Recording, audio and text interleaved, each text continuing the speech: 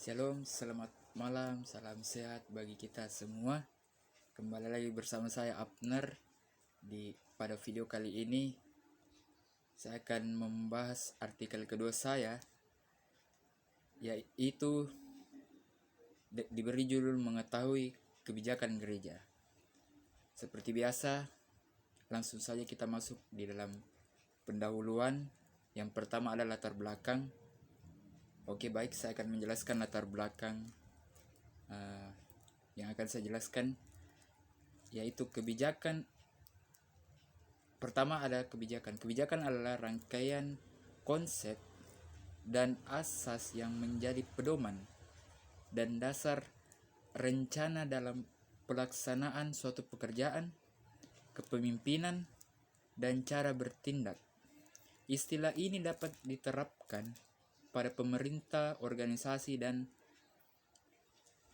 kelompok sektor swasta serta individu. Kebijakan berbeda dengan peraturan dan hukum.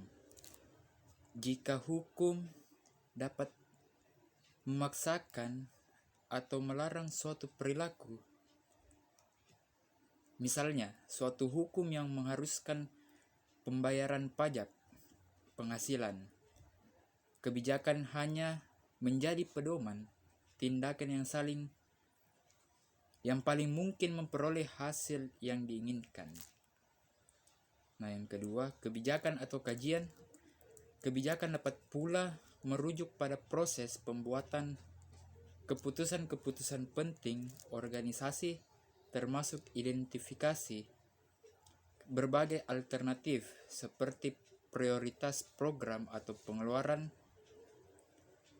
dan pemilihannya berdasarkan dampaknya. Kebijakan juga dapat diartikan sebagai mekanisme politis, manajemen, finansial, atau administratif untuk mencapai suatu tujuan eksplisit. Selanjutnya, kita langsung masuk pada metode. Metode yang saya pakai yaitu metode deskriptif, yang dimana memakai bahan materi yang sederhana dan apa adanya. Saya mengambil bahan dari internet dan referensi-referensi yang tersedia. Walaupun hanya memakai metode sederhana, tetapi metode deskriptif ini sangat benar-benar membantu dalam mencari jawaban dan menjawab pertanyaan dari masalah yang timbul di dalam artikel ini. Baik, langsung saja. Berikutnya kita akan masuk dalam pembahasan. Kebijakan gereja adalah keputusan yang dibuat dalam mengambil keputusan yang besar pada saat rapat-rapat dan sidang-sidang gerejawi. Kebijakan gereja membantu dalam menjawab dan memutuskan untuk sebuah keputusan besar yang akan dipakai dan diambil menjalankan tujuan dari gereja. Kebijakan tidak hanya dipakai di sebuah perusahaan, tetapi dipakai juga di dalam gereja. Kebijakan gereja membantu dalam memutuskan suatu untuk kepentingan gereja. Biasanya sebelum mengambil kebijakan untuk mengambil keputusan, diadakan rapat dan mendengarkan berbagai pendapat mengenai keputusan yang akan diambil, dan kebijakan gereja atau keputusan gereja diputuskan oleh satu pihak saja, melainkan sudah disetujui oleh para pengikut rapat. Sistem kebijakan membantu gereja dalam membangun jemaat dan dalam membuat gereja semakin maju dan berjalan dengan benar sesuai dengan apa yang Tuhan Yesus mau dan yang diinginkan Allah. Gereja adalah keluarga Allah yang dibangun atas landasan batu yang hidup, yaitu Yesus Kristus, Sang Juru Selamat.